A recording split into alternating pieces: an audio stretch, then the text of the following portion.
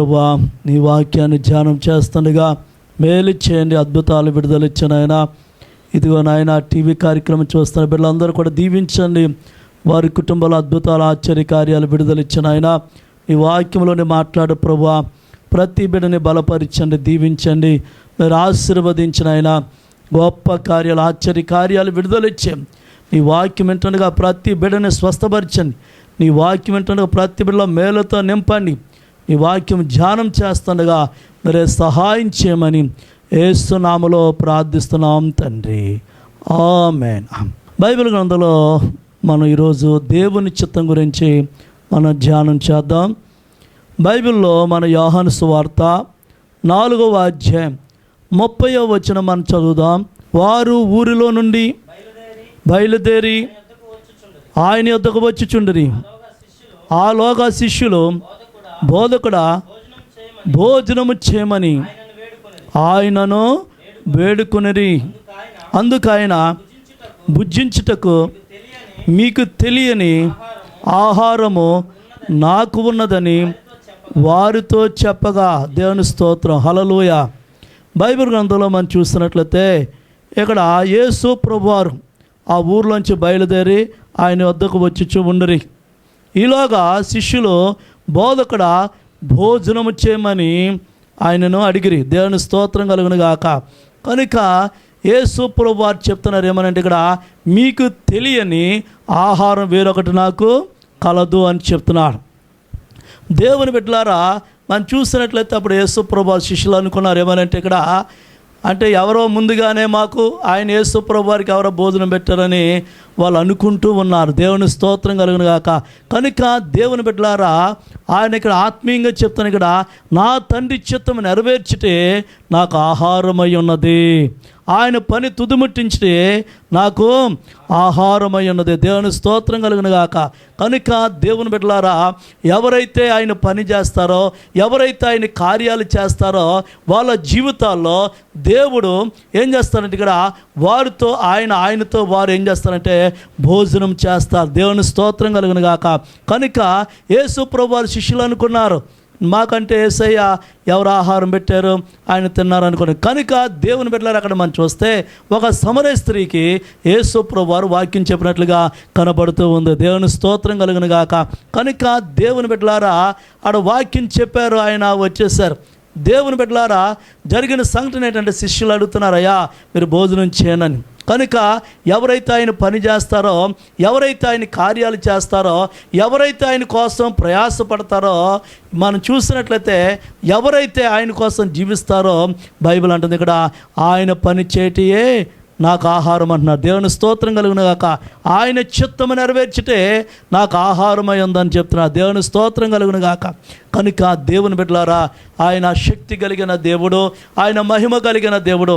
ఆయన చిత్తాన్ని మనం నెరవేరిస్తే మనకు ఆయనతో మనము, మనతో ఆయన భోజనం చేస్తాం. దేవుని స్తోత్రం కలుగును గాక. ప్రకటన గ్రంథం 3వ అధ్యాయం 20వ వచనం మనం చదివితే, ఇదిగో నేను తలుపు నద్ద నిలుచుని తట్టుచున్నాను. ఎవడైనను నా స్వరము విని తలుపు తీసిన ఎడల నేను అతని యొద్దకు వచ్చి అతనితో కూడా నేను నాతో భోజనము చేదుము. దేవుని స్తోత్రం కలుగును గాక. కనుక దేవుని బిడ్డలారు, ఇక్కడ యేసు ప్రభువారు తలుపు తట్టుచున్నారు. ఎవరైతే ఆయన స్వరం విని, ఎవరైతే ఆయన స్వరం విని తలుపు తీస్తారో వాడితో నేను, నాతో వాడు ఏం చేస్తాడో భోజనం చేసేదమన్న. దేవుని స్తోత్రం కలుగును గాక. హల్లెలూయా. నేను సేవలకు వచ్చిన కొత్తలో భోజనం యేసు ప్రభువారు మరి మనతో పాటు ఆయన భోజనం చేస్తున్నాడు అన్నప్పుడు ఓ చెల్లంది, మనం లోనుండి ఆయన కూడా భోజనం చేస్తారని చెప్తుంది. కనుక దేవుని బిడ్డలారా, కరెక్ట్ కాదు. బైబిల్ చెప్తుంది ఆయన పని చేయటం, ఆయన కార్యాలు చేయటం, ఆయన కొరకు బ్రతకడం. మనం ఏంటంటే మనకేమైందంటే ఆహారమై ఉన్నది. దేవుని స్తోత్రం కలుగును గాక. అందుకనే మత్తయి సువార్తలో 7వ అధ్యాయం 21వ వచనం అంటే కూడా, ప్రభువా ప్రభువా అను నన్ను పిలిచి ప్రతివాడును పరలోక రాజ్యములోని ప్రవేశింపడు కానీ పరలోకమందున్న నా తండ్రి చిత్త ప్రకారము చేయువాడే ప్రవేశించును. దేవుని స్తోత్రం కలుగును గాక. కానీ ఇక్కడ ప్రభువా ప్రభువా, చాలామంది సంఘానికి వచ్చి ప్రభువా ప్రభువా ప్రభు అని పిలుస్తారు. కానీ దేవుని బిడ్డలారా, వాళ్ళ హృదయము దేవునికి ఇవ్వరు. వారు పెదవులతో ఆరాధన చేస్తారు కానీ వారి హృదయం దూరంగా ఉంటుంది. అందుకని యేసు ప్రభు వారు అన్నారు ఇక్కడ, ప్రభువా ప్రభు అని పిలిచేవాడు ఎవడు కూడా పరలోక రాజ్యాన్ని చేరడు, కానీ నా తండ్రి చిత్తం ఎవరైతే నెరవేరుస్తారో వారు పరలోక రాజ్యానికి ప్రవేశిస్తారని చెప్తున్నారు. దేవుని స్తోత్రం కలుగును గాక. దేవుని బిడ్డలారా, ఈ దినాల్లో మనం చూస్తే ప్రభువా ప్రభువా అని పిలిచే వాళ్ళు చాలామంది ఉన్నారు, తండ్రి తండ్రి అని పిలిచే వాళ్ళు చాలామంది ఉన్నారు. అయినప్పటికీ దేవుని బిడ్డలారా, ఆయన చిత్తం నెరవేర్చే వాళ్ళు కావాలి. ఆమేన్. ఆయన పని చేసే వాళ్ళు కావాలి, ఆయన కార్యాలు చేసే వాళ్ళు కావాలి, ఆయన చిత్తానుసారంగా జీవించే వాళ్ళు కావాలి, ఆయన కొరకు బ్రతికే వాళ్ళు కావాలి, ఆయన వాక్యానుసారంగా జీవించే వాళ్ళు కావాలి. దేవుని స్తోత్రం కలుగును గాక. అందుకని మనం చూసినట్లయితే ఈ దినాల్లో దేవుని బిడ్డలారా, ఆ సర్వశక్తి గల దేవుడు మన ఎడల ఆయన చూస్తూ ఉన్నాడు. నీలో ఏమున్నది, నీలో యథార్థత ఉందో లేదో అని చూస్తూ ఉన్నాడు. బైబిల్ గ్రంథంలో మనం చూస్తే క్లియర్గా 1 తెస్సలోనికల పత్రిక 4వ అధ్యాయము 3 నుండి 5 వరకు ఒకసారి మనం చదువుదాం. మీరు పరిశుద్ధులగుటయే అనగా జారత్వమునకు దూరముగా ఉండుటయే దేవుని చిత్తము. మీలో ప్రతివాడును దేవుని ఎరగని అన్యజనుల వలె కామాభిలాష యందు కాక పరిశుద్ధత యందును ఘనత యందును తన తన ఘటమును ఎట్లు కాపాడుకునివలెనో అది ఎరుగుండుటే దేవుని చిత్తం. దేవుని స్తోత్రం కలుగును గాక.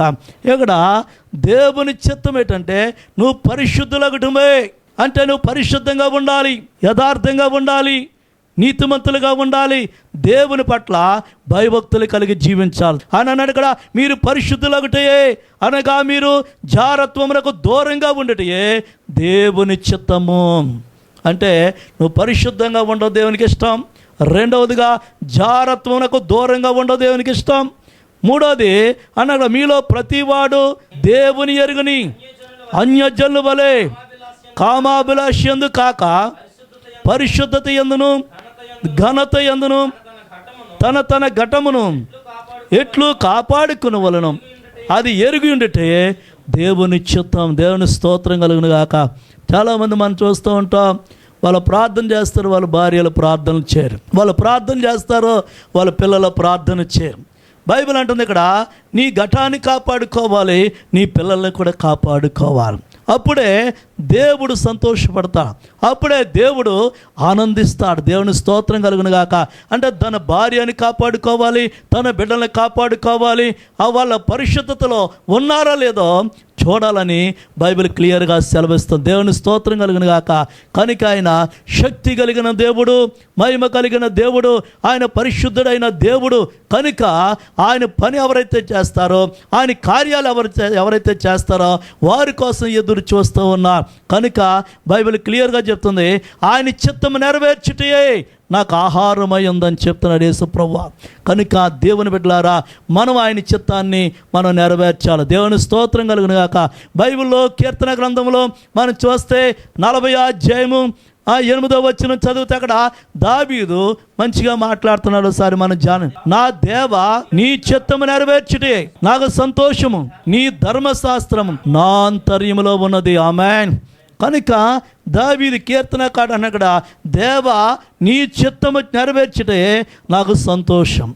దేవుని పని ఎవరైతే చేస్తారో వారి కుటుంబంలో సంతోషం, ఆ వ్యక్తిలో సంతోషం, వారి కుటుంబంలో వారి బిడ్డల్లో ప్రతి వ్యక్తిలోని కూడా సంతోషాన్ని దేవుడిస్తాడు. దేవుని స్తోత్రం కలుగును గాక.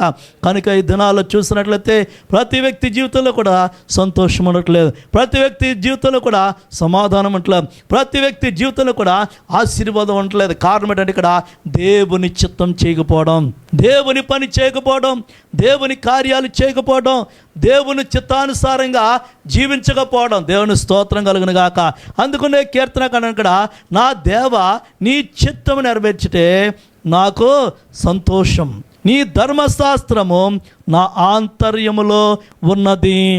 అంటే వాక్యం ఎక్కడుందని చెప్తుంటే నా హృదయములో ఉన్నది.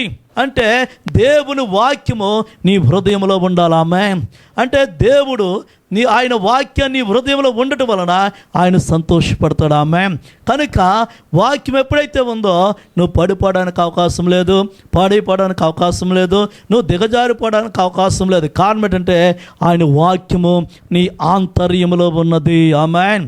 ఆయన వాక్యము నీ ఆంతర్యములో ఉంది కనుక నీకు సంతోషం ఇస్తాడు, సమాధానం ఇస్తాడు, ఆశీర్వాదం ఇస్తాడు, అభివృద్ధిని ఇస్తాడు, గొప్ప కార్యాలు నీ కుటుంబంలో జరిగిపోతూ ఉంటాయి. దేవుని స్తోత్రం కలుగును గాక.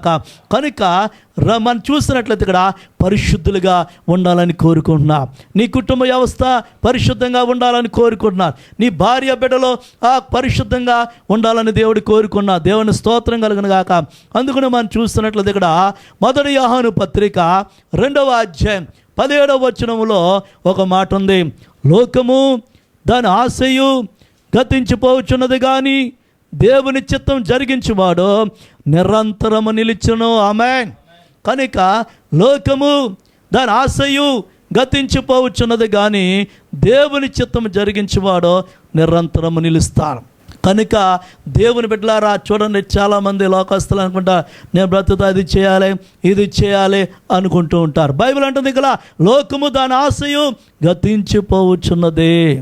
చాలామంది అంటారు నేను ఇలా చేయాలి అలా చేయాలి, నేను పెద్దోడితో ఆ పని చేయాలి ఈ పని చేయాలి, ఎన్నో ఫ్లైట్ల మీద తిరగాలంట. దేవుని బిడ్డలారా ఇక్కడ క్లియర్గా అంటుంది ఇక్కడ లోకము దాని ఆశయం గతించిపోవచ్చున్నది. ఆమేన్. 2 అన్నాడు అక్కడ దేవుని చిత్తము జరిగించేవాడు నిరంతరం నిల్చును. దేవుడు పని చేయవాడు ఈ భూమి మీద చనిపోతే వాడు పరలోకంలో కూడా దేవుడి దగ్గర ఉంటాడు. ఆమేన్. కనుక దేవుని చిత్తం నెరవేర్చేవాడు నిరంతరము నిలుస్తాడు. సహోదరి సహోదరుడా, నువ్వు దేవుని పని చేయాలనుకుంటే నీకు నిజంగా నీ హృదయంలో ఆనందం వస్తుంది. ఒకవేళ పరిచయం చేసినా నీ హృదయంలో సంతోషం ఎత్తా, బరకాలేసినా దేవుడు నిన్ను దీవిస్తా, మందిరం తుడిసినా దేవుడు నిన్ను దీవిస్తా. కనుక దేవుడు ఏ పని చేసినా సరే నేను ఆశీర్వదించడానికి ఆయన సిద్ధంగా ఉన్నాడు. దేవుని స్తోత్రం కలుగును గాక. దేవుని బిడ్డలారు ఇక్కడ ఆయన మీకు తెలియని ఆహారం వేరొకటి నాకు కలదు. అక్కడ సమరయ స్త్రీకి యేసు ప్రభువారు వాక్యాన్ని ప్రకటించారు. కనుక దేవుని బిడ్డ నువ్వు వాక్యాన్ని ప్రకటించడం నీకు ఆశీర్వాదం, ప్రార్థన చేయడం నీకు ఆశీర్వాదం, ఆరాధన చేయడం నీకు ఆశీర్వాదం. కనుక దేవుల్లో ఉండటమే నీకు గొప్ప ఆశీర్వాదం. దేవుని స్తోత్రం కలుగును గాక. బైబిల్ చెప్తుంది లోకము దాని ఆశయు గతించిపోవచ్చున్నది కానీ దేవుని చిత్తము జరిగించువాడు నిరంతరము నిలుస్తాడు. కనుక దేవుని బిడ్డ నువ్వు నిరంతరం నిలవాలంటే, నువ్వు నిరంతరం ఉండాలంటే, భూమి మీద పరలోకంలో నువ్వు నిరంతరం ఉండాలంటే ఆయన పని చేస్తే నువ్వు నిరంతరం జీవిస్తావు. ఆమేన్. కనుక దేవుని బిడ్డలారా ఆయన ఎంతో శక్తి కలిగిన దేవుడు, ఆయన ఎంతో మహిమ కలిగిన దేవుడు. ఆయన ఆశీర్వాదాలు ఇవ్వడానికే చూస్తూ ఉన్నా. ఎవరైతే ఆయనకి విధేయులై ఉంటారో, ఎవరైతే ఆయనకి నమ్మకంగా జీవిస్తారో, ఎవరైతే ఆయన యొద్దకు వస్తారో వాళ్ళు ఖచ్చితంగా వాళ్ళ పరిస్థితిని ఆయన మారుస్తాడు. దేవుని స్తోత్రం కలుగును గాక. ఒకరోజు యేసు ప్రభువారు దేవాలయంలోని వాక్యాన్ని ప్రకటిస్తూ ఉన్నారు. వాక్యాన్ని ప్రకటిస్తున్నప్పుడు యేసు ప్రభువారి తల్లి మందిరం బయట ఉందామె. దేవుని స్తోత్రం కలుగును గాక. మందిరం దగ్గర ఉంటే బయట ఉంటే చాలామంది అయ్యా అమ్మా నువ్వు ఎంత ధన్యురాలు, నువ్వు చాలా ధన్యురాలు, చాలా ధన్యురాలు అని చెబుతూ ఉన్నారు. దేవుని స్తోత్రం కలుగును గాక. కనుక ఎవరు ధన్యులంటే ఆడు యేసు ప్రభువారు చెప్తున్నారు ఆయన మనలో ఉండబట్టి మనకేమొచ్చిందంటే ఘనత వచ్చింది. దేవుని స్తోత్రం కలుగును గాక. కనుక దేవుని బిడ్డలారా చాలామంది మనం చూస్తూ ఉంటాం, అయ్యో యేసు ప్రభు తల్లి లేదే కొడుకు ఎలాగొచ్చాడని చాలామంది అంటారు. దేవుని బిడ్డలారా ఆమెని పాత్రగా వాడుకున్నాడు తప్ప, ఆమెని ఒక పాత్రగా దేవుడు వాడుకున్నాడు తప్ప, దేవుని బిడ్డలారా ఆయన పరిశుద్ధాత్మ ద్వారా ఆయన ఆమె గర్భంలోని ఆయన వచ్చారు. దేవుని స్తోత్రం కలుగును గాక. కనుక దేవుని బిడ్డలారా మనం చూస్తున్నట్లయితే చాలామంది అంటూ ఉంటారు ఏమండి తల్లేంది పిల్ల అలాగ వచ్చింది అంటున్నారు కొంతమంది. అయితే నేను చెప్పేది ఒకటే, ఇక్కడ యేసు ప్రభువారు క్లియర్గా చెప్తాను ఇక్కడ ఎవరు నా తల్లి ఎవరు నా సహోదరుడు అని కలే చూశారు ఆయన. ఆమేన్. ఆడ యేసు ప్రభువారు ఖచ్చితంగా చెప్తున్నారు నా తండ్రి చిత్తం, నా తండ్రి పని ఎవరైతే చేస్తారో వారు నా తల్లిగా మారిపోతారు, నా సహోదరుడిగా మారిపోతాడు, నా అక్కగా మారిపోతాడు, నా తండ్రిగా మారిపోతారని చెప్తున్నా. దేవుని స్తోత్రం కలుగును గాక. దేవుని బిడ్డలారా దేవుని చిత్తాన్ని జరిగిస్తే నీ జీవితంలో సమృద్ధినిస్తాడైనా, అభివృద్ధిని ఇస్తాడైనా, ఆశీర్వాదం ఇస్తాడైనా, మేలు చేస్తాడైనా, గొప్ప కార్యాలు చేస్తాడు. అందుకనే దావీదు జీవితంలో దేవా నీ చిత్తము నెరవేర్చితే నాకు సంతోషం. ఆమేన్. ఈ దినాల్లో దేవుని బిడ్డలారా, ఎవరైతే ఆయన పని చేస్తారో, ఎవరైతే ఆయన కార్యాలు చేస్తారో, ఎవరైతే ఆయనలో ఉంటారో, ఆయన మనలో ఉంటారో, అప్పుడు ఆయన సంతోషించే దేవుడు. ఆమేన్. దేవుని బిడ్డలారా, అందుకని క్లియర్గా అక్కడ మీరు పరిశుద్ధులగుటయే అనగా మీరు జారత్వము నుండి దూరంగా ఉండుటే దేవుని చిత్తం. ఆమేన్. కనుక పరిశుద్ధులుగా ఉండడం ఆయన కోరుకుంటున్నాడు. యథార్థవంతులుగా ఉండాలని ఆయన కోరుకుంటున్నాడు. నీతివంతులుగా ఉండాలని ఆయన కోరుకుంటూ ఉన్నారు. దేవుని స్తోత్రం కలుగును గాక. దేవుని బిడ్డలారా, ఆయన శక్తి కలిగిన దేవుడు, ఆయన మహిమ కలిగిన దేవుడు. ఆ శక్తి కలిగిన దేవుని పక్షాన నువ్వు నిలబడినట్లయితే ఈ రాత్రే నీ జీవితంలో ఒక అద్భుతం చేయబోతున్నాడు. ఆమేన్. ఒక అద్భుతాన్ని చేస్తున్నాడు ఆయన. బైబిల్లో మనం చూసినట్లయితే మొదటి యోహాను పత్రిక 5వ అధ్యాయము 14వ వచనం మనం ఒకసారి చూద్దాం. ఆయనను బట్టి మనకు కలిగిన ధైర్యం ఏదనగా ఆయన చిత్తానుసారంగా మనం ఏది అడిగినను ఆయన మన మనవి ఆలకించినదే. దేవుని స్తోత్రం కలుగును గాక. కనుక ఇక్కడ అన్నాడు, ఇక్కడ ఆయనను బట్టి మనకు కలిగిన ధైర్యం ఏదనగా ఆయన చిత్తానుసారంగా మనం ఏది అడిగినానో ఆయన మన మనవి ఆలకించినదే. దేవుని స్తోత్రం కలుగును గాక. ఎవరి చిత్తానుసారంగా ప్రార్థన చేయాలి? దేవుని చిత్తానుసారంగా ప్రార్థన చేయాలి. మన ఇష్టానుసారంగా ప్రార్థన చేయడం కాదు, కానీ దేవునికి ఇష్టానుసారంగా ఎప్పుడైతే ప్రార్థన చేస్తామో, దేవునికి ఇష్టానుసారంగా ఎప్పుడైతే దేవునికి స్తుతులు చెప్తామో, అప్పుడు ఆయన మన ప్రార్థన అంగీకరిస్తారు. అప్పుడు ఆయనకి ఇష్టంగా మనం మారిపోతాం. దేవుని స్తోత్రం కలుగును గాక. దేవుని బిడ్డలారా, ఆయన శక్తి కలిగిన దేవుడు, ఆయన మహిమ కలిగిన దేవుడు.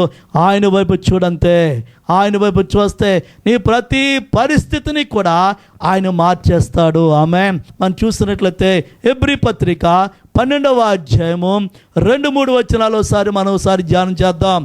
మనము కూడా ప్రతి భారమును సులువుగా చిక్కులు పెట్టు పాపను విడిచిపెట్టి విశ్వాసమునకు కర్తయు దానిని కొనసాగించువాడునైనా యేసు వైపు చూచుచు మన ఎదుట ఉంచబడిన పందెములో ఓపికతో పరిగెత్తుదాం. దేవుని స్తోత్రం కలుగును గాక. ఎక్కడన్నాడు? ఇక్కడ మనము కూడా ప్రతి భారమును సులువుగా చిక్కులు పెట్టే పాపాన్ని విడిచిపెట్టాలి. దేవుని స్తోత్రం. పాపం అనేది సులువుగా చిక్కులు పెడుతుంది. నీకు తెలీదు, నీకు తెలియకుండానే ఆలోచనల తలంపుల్లో మారిపోతూ ఉంటాయి. అది పాపం సులువుగా చిక్కులు పెడుతుంది. దానిని నువ్వేం చేయాలంటే సులువుగా చిక్కులు పెట్టి పాపాన్ని విడిచిపెట్టాలి. హల్లెలూయా. ఒకసారి ఒక ఆయన అంటున్నాడు, అయ్యా నాలో ఆమె మనసులో ఉండిపోయింది, ఆ మనసులోంచి పోవట్లేదన్న. దేవుని బిడ్డలారా, మనసులోంచి పోవట్లేదన్న అంటే అది సులువుగా చిక్కులు పెడుతుంది. అది మనసులోంచి పోవాలంటే యేసు నీలోనికి రావాలి. ఆమేన్. యేసు నీలోనికి వస్తే ఆ సైతాన్ని బయటికి పోద్దాం. ఆమేన్. ఆ సైతాన్ని పోవాలంటే యేసు ప్రభువు నీలోనికి రావాలి. అందుకని అన్నాడు ఇక్కడ, సులువుగా చిక్కులు పెట్టు పాపాన్ని విడిచిపెట్టాలి. హల్లెలూయా. సులువుగా చిక్కులు పెట్టు పాపాన్ని విడిచిపెట్టాలి. కనుక దేవుని బిడ్డలారా, పాపం అనేది సులువుగా చిక్కులు పెడుతుంది. నీకు తెలియకుండానే నీ ఆలోచనలో నీ ఉద్దేశాలు మారిపోతూ ఉంటాయి. అప్పుడు నువ్వు చాలా జాగ్రత్తగా ఉండాలి. ప్రభువుని వేడుకోవాలి. ప్రభు దగ్గర నువ్వు ప్రార్థన చేయాలి. ఎప్పుడైతే ప్రార్థన చేస్తావో ప్రార్థన పాపాన్ని చంపేస్తుంది, ప్రార్థన సాతాన్ని చంపేస్తుంది. ప్రార్థన దేవుని బిడ్డలారా, పాపాన్ని చంపే శక్తి ప్రార్థనకు ఉంది. ఆమేన్. అందుకని ఆయన అన్నాడు ఇక్కడ, మనము కూడా ప్రతి భారమును సులువుగా చిక్కులు పెట్టే పాపాన్ని విడిచిపెట్టి విశ్వాసమునకు కర్తయగు దాన్ని కొనసాగించువాడునైనా యేసు వైపు చూడాలి. హల్లెలూయా. ఎవరి వైపు చూడాలి? యేసు వైపు చూడాలి. యేసు వైపు చూస్తే నువ్వు చాలా జాగ్రత్తగా ఉంటావు. హల్లెలూయా. మన ఒక ఆయన అన్నాడు, ఏంటి పలానా ఆయన చూశానండి, ఆయన సరిగ్గా లేడు, నేను కూడా మారిపోయిన అన్నా. అంటే ఈడు ఎవరు చూస్తున్నాడా? మనుషులను చూస్తున్నాడు కానీ దేవుని చూడట్లేదు. మన దేవుడు ఎవరు అని చెప్పాను, పరిశుద్ధుడని అన్నా. ఆ పరిశుద్ధుడైన దేవుని చూడాలి కానీ ఎవరినో చూడమేటి అని చెప్పేస్తాను. దేవుని స్తోత్రం కలుగును గాక. ఎవరి వైపు చూడాలంటే యేసు వైపు చూడాలి. మనుషుల వైపు చూడకూడదు. మనుషుల వైపు చూస్తే నీ పాడైపోతావు, లోక వైపు చూస్తే పాడైపోతావు. కనుక యేసు వైపు చూచుచు మన ఎదుట ఉంచబడిన పందెములో ఓపికతో పరిగెడదాం. దేవుని స్తోత్రం కలుగును గాక. ఓపిక తెచ్చుకోవాలి. పని చేయాలంటే ఓపికతో మనం పరిగెత్తాలి దేవుని కోసం. ఆమేన్. కనుక దేవుని బిడ్డలారా, ఎలా పడితే అలా ఉండడానికి దేవునికి ఇష్టం కాదు. నువ్వు పరిశుద్ధులుగా మారిపోవాలి, నీతిమంతులుగా మారిపోవాలి, యథార్థవంతులుగా మారిపోతే ఆయనకి ఇష్టం. ఆమేన్. ఆయనకి ఇష్టం వచ్చినట్టుగా మనం బ్రతకాలి తప్ప మనకిష్టం వచ్చినట్టుగా బ్రతికితే ప్రయోజనం ఏమీ లేదు. దేవుని స్తోత్రం కలుగును గాక. కనుక దేవుని బిడ్డలారా, మనం చూసినట్లయితే యోహాను సువార్త 6వ అధ్యాయము 40వ వచనంలో ఆడ క్లియర్గా అన్నాడు. ఇక్కడ కుమారుని చూచి ఆయన యందు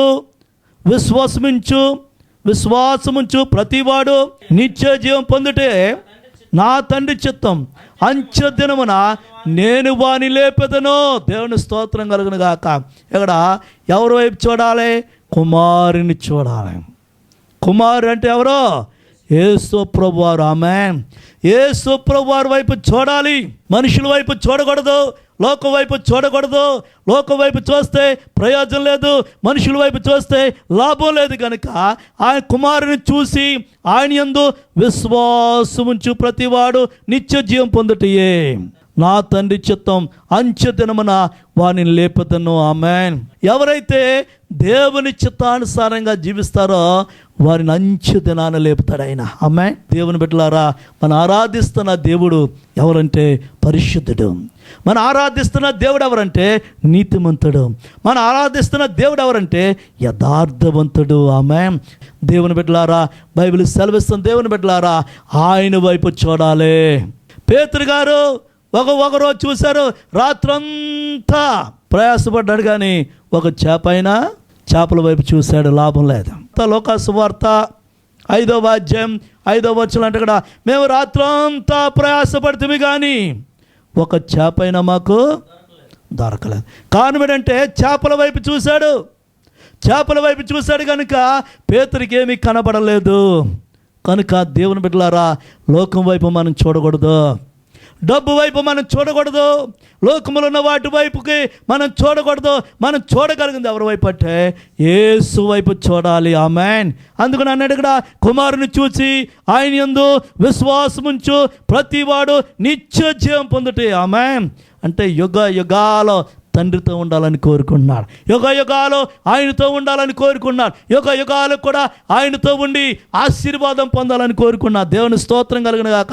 అందుకని అన్నక్కడ నా తండ్రి చిత్తము అంచె దినమున వానిని లేపెదను. ఎప్పుడు లేపుతాడంట? అంచె చివరి దినాల్లో మళ్ళీ దేవుడు లేపుతాడు. ఆమేన్. కనుక దేవుని బిడ్డలారా, ఆయన శక్తి కలిగిన దేవుడు. టీవీ చూస్తున్న బిడ్డలారా, ఆయన విశ్వాసం ఉంచండి. ఒక లోకం వైపు చూస్తున్నావేమో, మనుషుల వైపు చూస్తున్నావేమో, ధన వైపు చూస్తున్నావేమో, అది విడిచిపెట్టి యేసు వైపు చూడంతే నీ జీవితంలో అద్భుతం జరిగిపోతాయి, నీ జీవితంలో గొప్ప కార్యం జరిగిపోతాయి, నీ జీవితంలో సమృద్ధినిస్తా, నీ జీవితంలో అభివృద్ధినిస్తా. నీ జీవితంలో గొప్ప కార్యాలు చేయాలంటే ఆయన వైపు చూడంతే. ఆమేన్. కనుక ఆయన వైపు ఎప్పుడైతే చూస్తావో సులువుగా చిక్కులు పెట్టే పాపం పోద్దు బయటికి. ఆయన శక్తి కలిగిన దేవుడు, ఆయన మహిమ కలిగిన దేవుడు. ఒకరోజు దేవుని బిడ్డలారా, అమలాపురం దగ్గర కోడూరు పాడు అనే ప్రాంతం ఉంది. ఆ కోడూరు పాడులో ప్రాంతంలో ఒక ఆయన ముక్కులో 2 కణుతులు వచ్చినాయి. ఆ ముక్కులో 2 కణుతులు కూడా అవి పెద్దవైపోతున్నాయి. కానీ హాస్పిటల్కి వెళ్ళాడు, ప్రయోజనం లేదు. హాస్పిటల్కి వెళ్ళినా ప్రయోజనం లేదు. అతడు నోటుతోటే గాలి పీల్చుకున్నాడు, నోటుతోటే గాలి వదులుతున్నాడు. అయితే దేవుని బిడ్డలారా, ఒకరోజు యెహోషువ అనే పాస్టర్ గారు చెప్పారు, ఇలాగా బాగలేదు, మీరు ఆయన కోసం ప్రార్థన చేయండి అని చెప్పినప్పుడు అప్పుడు ఒక మాట చెప్పాను, నీ ముక్కు మీద ఇలా వ్రేలు పెట్టుకో, యేసు ఇప్పుడే నేను స్వస్థపరుస్తున్నాడని చెప్పినప్పుడు ఆయన ముక్కులో వ్రేలు పెట్టుకున్న 2 వేలు. ప్రభువా, ఆ వ్రేళ్ళ మీద మీ హస్తముంచి ఆ ముక్కులో నాకు ఆ కణుతులు కరిగి పొమ్మని ప్రార్థన చేసినప్పుడు, యేసుములు కరిగి పొమ్మని చెప్పినప్పుడు దేవుని బిడ్డలారా, ఆ కణితి గడ్డలో ఆ ముక్కులోనే మాయమైపోయినాయి. ఆమేన్. కారణం ఏంటంటే ఆయన శక్తి కలిగిన దేవుడు, నిన్న నేడు ఏకరీతిగా ఉన్న దేవుడు. ఒకవేళ ఇబ్బందుల్లో ఉన్నావా, కష్టాల్లో ఉన్నావా, నష్టాల్లో ఉన్నావా, బాధల్లో ఉన్నావా, ఆయన వైపు చూడు. ఆయన వైపు చూసి విశ్వాసముంచు, ఆయన వైపు చూసి నమ్మకముంచు, ఖచ్చితంగా నేను అంచె దినాన్ని నేను లేపుతా. అందుకని బైబిల్ అంటుంది ఇక్కడ, దేవుని బిడ్డలారా అంచె దినమున నేను లేపుతా, నీకు నిత్య జీవమిస్తా. ఈ లోకంలో ఎవరో నిత్య జీవం, యేసు ప్రభువారు ఒక్కరే నీకు నిత్య జీవం ఇచ్చే దేవుడు. ఆయన కృప దయచేసే దేవుడు, ఆయన కనికరము దయచేసే దేవుడు. అలాంటి దేవుని మనం కలిగి ఉన్నాం కనుక టీవీ చూస్తున్న దేవుని బిడ్డ, అనేక సమస్యల చేత టీవీ చూస్తూ ఉన్నావు, అనేక ఇబ్బందుల చేత టీవీ చూస్తూ ఉన్నావు, నీ భర్త సమస్యల చేత నీవు బాధపడుతూ ఈ స్థలంలో ఉన్నావు. దేవుని బిడ్డ, దేవుడు నీ కుటుంబంలో అద్భుతం చేయబోతున్నాడు, నీ కుటుంబంలో అద్భుతం చేస్తున్నా. ఇదిగో నీ కుమారులు మారతలేదు, నువ్వు బాధపడుతున్నావు, ఇదిగో నీ కుమారులు మారిపోతాడని యేసయ్య చెప్తున్నా. ఇదిగో నా కుటుంబ వ్యవస్థ ఇలాగా ఉంటుందా ప్రభు అని నువ్వు బాధపడుతున్నావు, ఇదిగో పరిశుద్ధాత్ముడు నీ కుటుంబ వ్యవస్థను మార్చివేస్తున్నా. కనుక నువ్వు విశ్వాసం ఉంచు, ఆయన వైపు చూడు. ఆయన వైపు చూస్తే నీ పరిస్థితి మారిపోతుంది, నీ రోగాలు పోతున్నాయి, నీ బంధకాలన్నీ కూడా తొలగిపోతున్నాయి. కనుక బైబిల్ చెప్తుంది, కుమారుని చూసి ఆయన యందు విశ్వాసం ఉంచు, ప్రతివాడు నిత్య జీవం పొందుటే నా తండ్రి చిత్తము, అంచె దినమున నేను వానిని లేపెదను. దేవుని స్తోత్రం కలుగును గాక.